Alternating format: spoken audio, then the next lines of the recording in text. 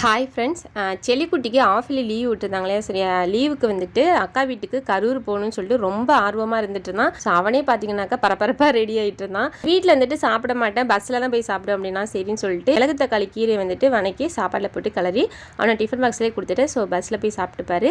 அண்ணனும் தங்கச்சியும் பார்த்தீங்கன்னா அப்படி பேசிக்கிறாங்க. உண்மையிலே சொல்கிற பாப்பா வந்துட்டு அவன் மேலே வந்து ரொம்ப பாசமாக இருக்கிறா. அவன் சவுண்டு கேட்டாவே இப்போது பயங்கரமாக ரியாக்ட் பண்ணுறான். அதே மாதிரி செல்லிக்குட்டியும் பார்த்தீங்கன்னா பாப்பான்னு அவ்வளோ ஒரு உயிரா இருக்கிறான். ஸ்கூலை விட்டு வந்தாலும் சரி, மார்னிங் வந்துட்டு தூங்கி எழுந்திரிச்சாலும் சரி, ஃபர்ஸ்ட் போய் பார்க்கக்கூடியது பாப்பாவை தான் பார்ப்பான். ஸோ அவளுக்கு வந்துட்டு முத்தம் கொடுத்துட்டு கொஞ்ச நேரம் கொஞ்சிட்டு அப்படிதான் வந்துட்டு நல்லாவே வந்துட்டு ரெண்டு பேரும் பயங்கர ஒரு பாண்டிங்ல பாசமா இருந்துட்டு இருக்கிறாங்க. ஸோ பார்க்கவே ரொம்ப கியூட்டா இருக்குது. ஸோ பாப்பாவுக்கு பை சொல்லிட்டு எனக்கும் பை சொல்லிட்டு செல்லிக்குட்டி கிளம்பிட்டான். செல்லிக்குட்டியும் அம்மா வந்து ஊருக்கு போறாங்க.